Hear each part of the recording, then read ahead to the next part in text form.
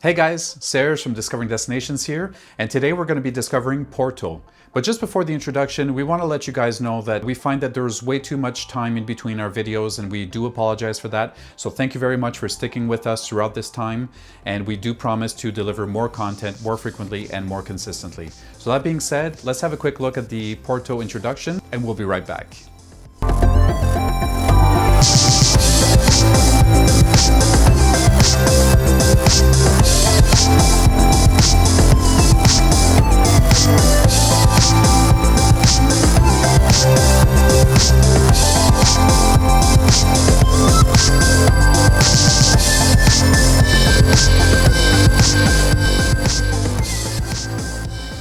Alright guys, welcome back. So in our new approach, we're going to be generating blogs and then the vlogs. You're going to have the description of the blog and then the visual aspect of the vlog. The vlog is going to serve as an orientation standpoint, that way you know what to expect when you arrive in the city.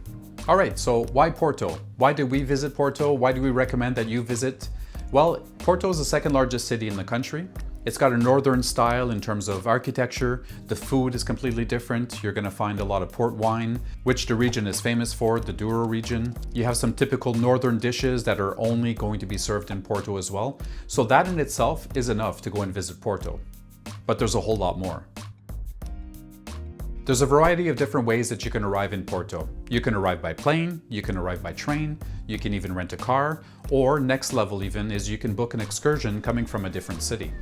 The plane can be a great option, especially if you're coming in directly from a different country. However, it's very time consuming and you do have to plan in advance. Typically, you're going to be more like 20-30 minutes drive away from the downtown core. We generally like the train option because it brings you directly downtown. We also know that you don't necessarily need to arrive at the train station a whole lot of time before. You can arrive in Porto from Lisbon directly. It takes roughly 3 to 3.5 hours. During our Portugal trip, we opted for the car rental simply because it offered us more flexibility to get to remote cities that the train didn't necessarily have access to. All right, another question that we usually see that's very popular is, how do I get around once I'm in Porto? Porto is a fairly small city. Everything's really condensed in the downtown core, so you're going to be able to walk from one side to another. You can even use the bus or the metro. And another thing that we ended up doing is getting a hop-on, hop-off pass if ever you do want to get to remote locations from the city.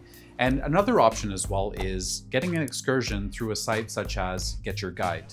That way you can get to visit the Douro region for some wine tasting and even some remote destinations and remote cities such as Braga, Viana do Castelo, and Guimarães.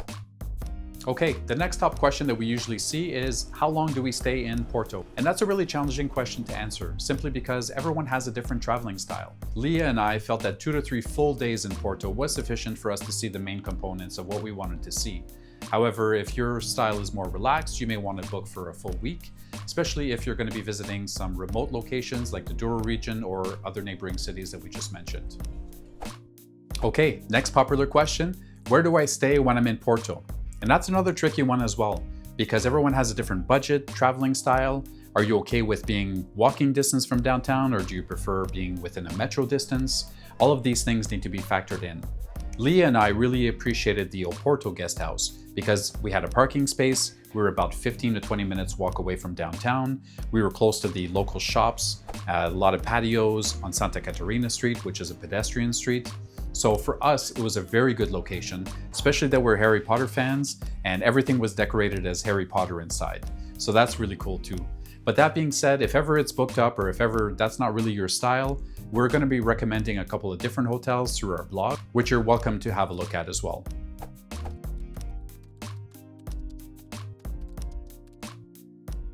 We've actually used the hop-on, hop-off passes a handful of times while visiting in Canada and Europe, and we feel that it's a really good way to get acquainted in a new city. Especially because you get to understand the city's layouts, and then you can pick and choose the places that you want to visit afterwards.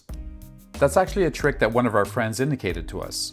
Now, although the hop-on, hop-off might sound like a very touristy thing to do, but from a practical perspective, it allows you to visit remote places. For instance, we were able to see the Cheese Castle, or the São Francisco Xavier Fort, which is located in front of the Atlantic Ocean. During our bus ride, we especially enjoyed views from the double-decker bus, especially on a sunny day while passing along the Douro River. For your information, there are two hop-on hop-off lines. One that explores the center town of Porto and the Douro River, and the other one which crosses over the Lewis Wen Bridge over to the neighboring city called Vila Nova de Gaia. We ended up using both bus lines and we loved the scenery through and through.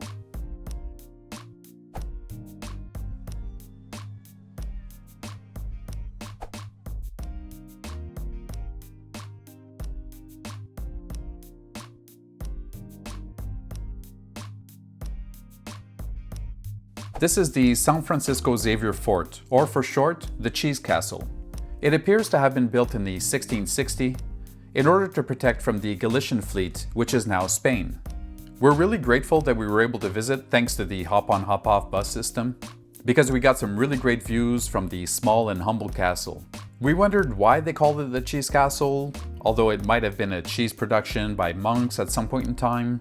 But all we could find online is the name came from a rock upon which it was built from that had the form of a cheese. Weird. There are many churches to visit in Porto, and we're just going to list a few of them right now. Even if you're not churchgoers, we highly recommend that you visit them simply to enjoy the architecture and the history that goes behind them. There's an interesting story about these two churches which appear to be in the same building. Their names are the Carmel Church and the Carmelitas Church. But they're actually separated by a hidden house, as they call it a casa escondido, which measures roughly 1.5 meters. There's a really narrow house in Amsterdam which measures roughly 2.02 meters, which we thought was really narrow, but really 1.5?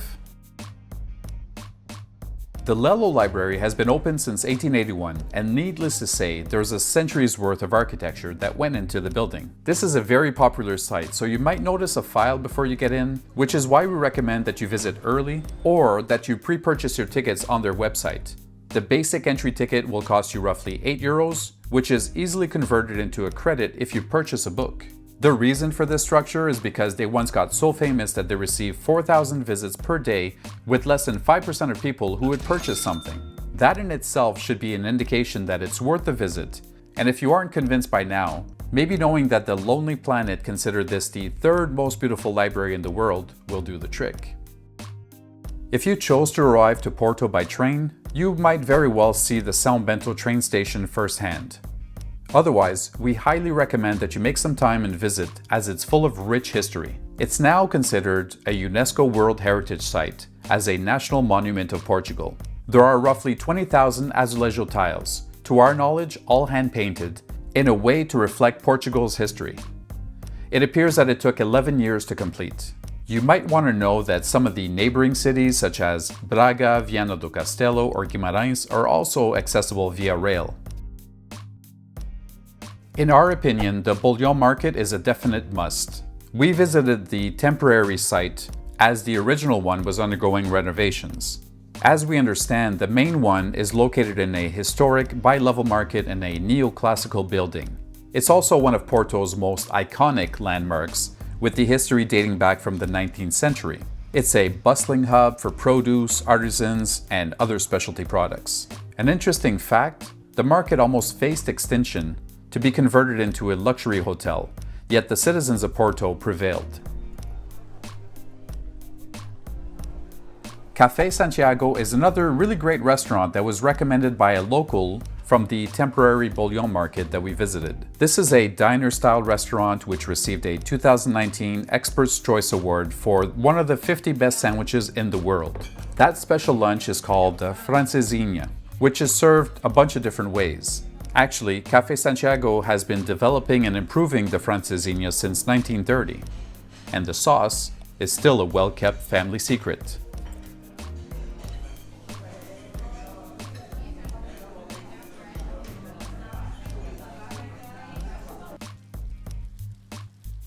Prior to visiting Porto, Leah did some research online and found this restaurant by the name of Taberninha do Manel. This restaurant has won consecutive years of Travel's Choice Award. It's a very rustic restaurant located in Vila Nova de Gaia, which is accessible by the hop-on hop-off or simply by crossing the Dom Luís One Bridge that we mentioned earlier. They serve delicious food. Leah and I tried their cod and their mushroom feijoada. We also had a port wine sampler and a few appetizers to share. And we topped things off with a delicious dessert.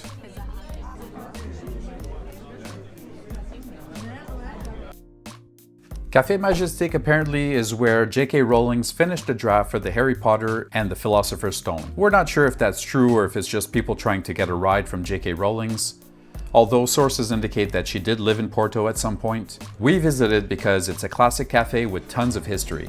It opened in 1921 as Elite Cafe and Beer House, and the following year they renamed the cafe to its name that it holds today. In 1925 it was designed as a chic cafe with a Parisian style, which holds the test of time. This cafe is named one of the 10 best cafes in the world, and that's saying a lot.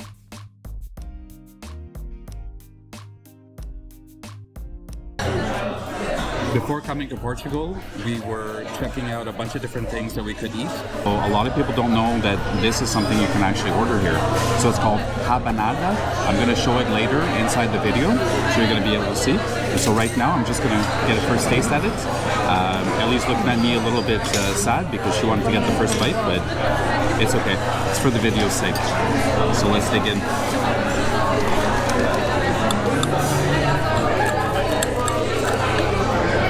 Get some nice cream here on the side, and I guess if you like cinnamon, you can always take it and dip it inside the cinnamon over here. I'm destroying their presentation, but this is supposed to taste good right now. So let's go for it.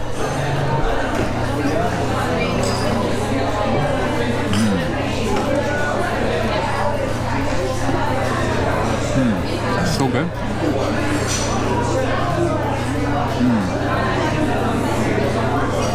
It was worth the price. It was worth waiting in line. Super worth it. Really, really good.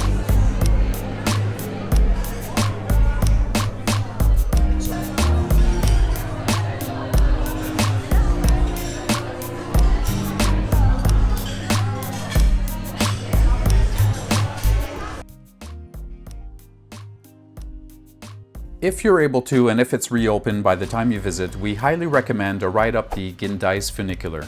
It was in operation when we visited, but now it looks like it's under some sort of renovation. This funicular will give you some really nice views of Porto on a nice sunny day for €3.50. An interesting fact, the word funicular translates to rope. And Porto uses a central loop system that is roughly 281 meters long. From a certain perspective, the funicular appears to be very long and very steep, but the one holding the world title in the moment is the Linton and Lynmouth Cliff Railway in the UK.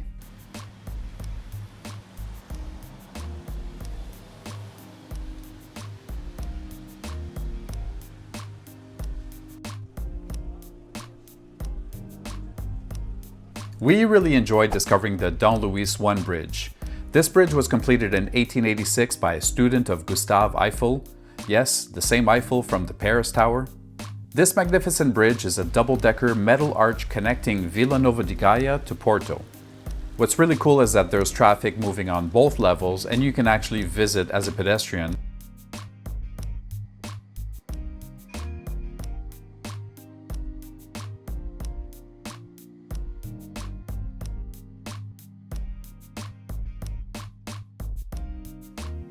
A cool area of Porto to visit is the Batalha Square, which owes its name to a 10th century battle between the people from Porto and the Moors. It's great to explore around this point because it's a very touristy spot with a lot of pedestrians, cafes, and hotels. Alright, thanks for watching everyone. We hope that Leah and I could help you better plan your next trip to Porto with our blog, the travel planner, and now with this vlog. Sharing is caring. We invite you to share this video with individuals you know who might want to visit Porto as well. And lastly, don't forget to subscribe to us on YouTube, since we have our next destination coming up soon, and this one's special. It's called Marvão. How we added this marvel to our itinerary and more next time on Discovering Destinations. Thanks again everyone, and keep on discovering.